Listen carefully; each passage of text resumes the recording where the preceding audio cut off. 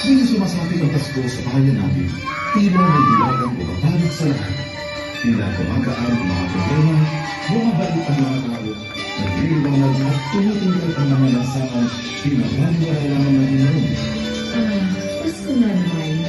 Sa aking mga pinagkakalaman ng yata, nagkakaroon ng kabayan talaga at naligan ang kapaskuhan. Bakit nga ba? Aba, Pasko na!